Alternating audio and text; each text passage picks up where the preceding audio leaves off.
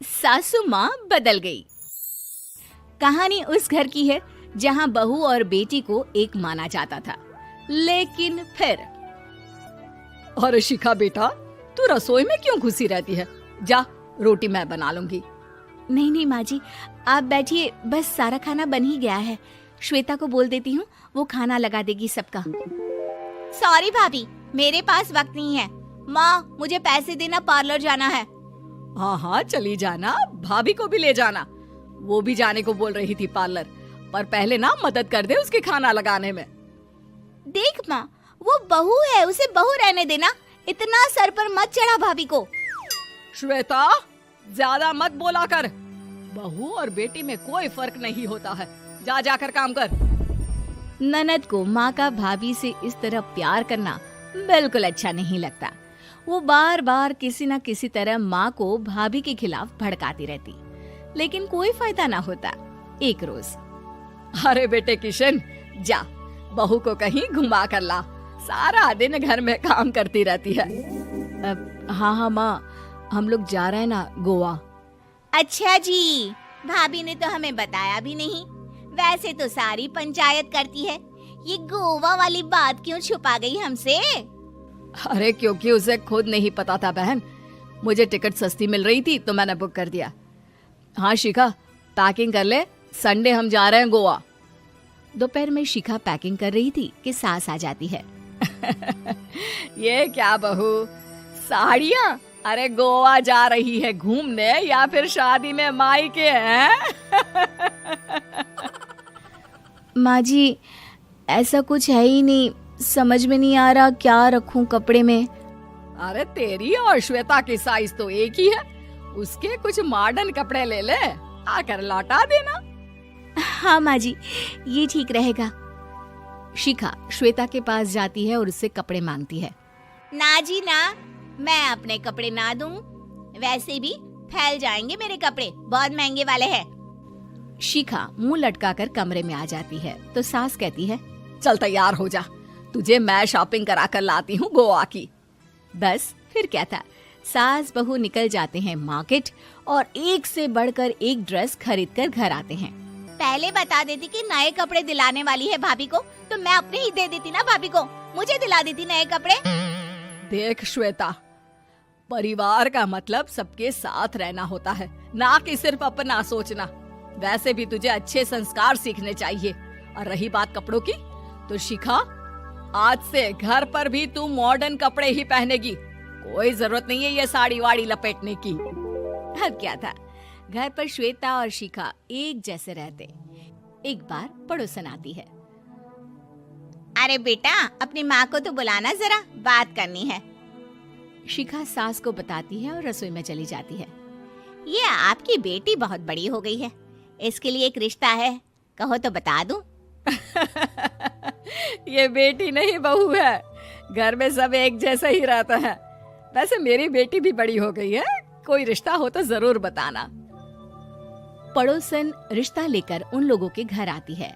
तब श्वेता की होने वाली सास कहती है, तो ये घर है, कितने मंजिल का है? और ये बहू ने आपकी क्या पहन रखा है, जीन्स टॉप? अरे भाई, साड़ी वाड़ी नहीं है क्या इसके पास? देखिए, सर्दी है तो साड़ी में बहू कैसे मैनेज करती, वैसे पहनती है साड़ी भी।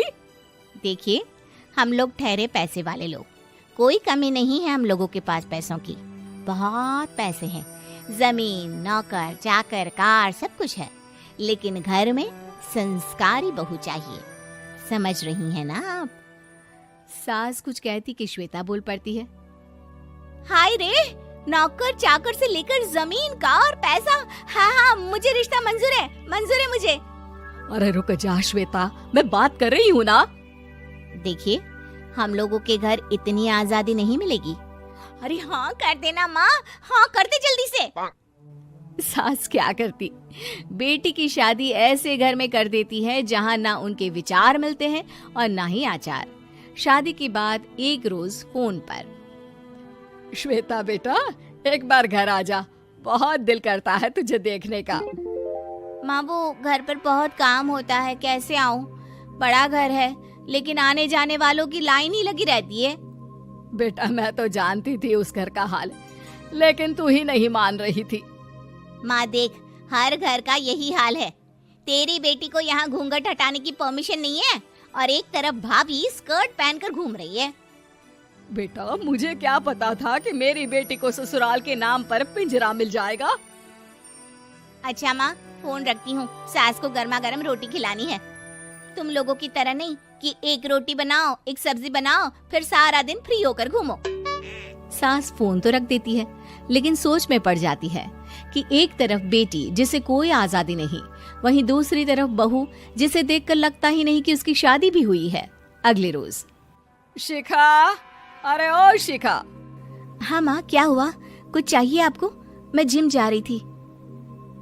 जिम के कपड़ों में बहू को देखकर सास को घूंघट में अपनी बेटी का ख्याल आता है। देख बहू, घर में बहू की तरह रहा कर। इतने टाइट कपड़े पहनकर जिम जाना पसंद नहीं मुझे। जा जाकर रोटी बना। रोटी? माँ अभी तो शाम के 6 बजे हैं, इस वक्त रोटी? अब क्या मेरे खाने पीने पर भी पहरा है? अरे जब मर्जी तब मैं अपने घर में खा भी नहीं सकती क्या? बहू को अजीब लगता है। वो समझ नहीं पाती कि जो सास कल तक इतनी सपोर्टिव थी, उन्हें अचानक से क्या हो गया।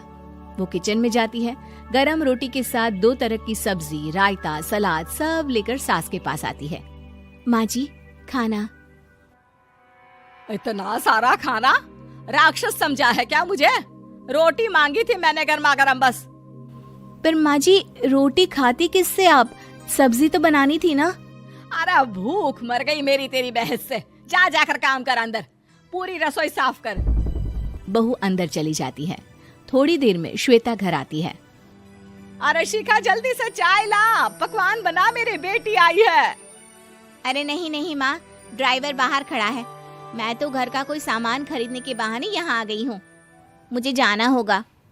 अरे बेटा, पर कितने दिनों बाद देख रही हूँ तुझे, रहने आ जाना 2-4 दिन के लिए। आ जाऊंगी माँ, जब मेरी सास मरेगी तब। मैं तो रोज मन्नत मानती हूँ कि मेरी सास मर जाए तो अच्छा है। अच्छा चल, जा रही हूँ माँ। हे भगवान, कैसे कैसे दिन देखने पड़ रहे हैं मेरी बेटी को। सास अंदर जाती है, जहाँ श्वेता की जिम वाली सहेली का फोन आया होता है। क्या बात है, आज जिम नहीं आई? अरे पता नहीं यार, आज माँ को क्या हो गया अचानक। पर खैर कोई नहीं, लगता नहीं कि मैं अब जिम आ पाऊंगी।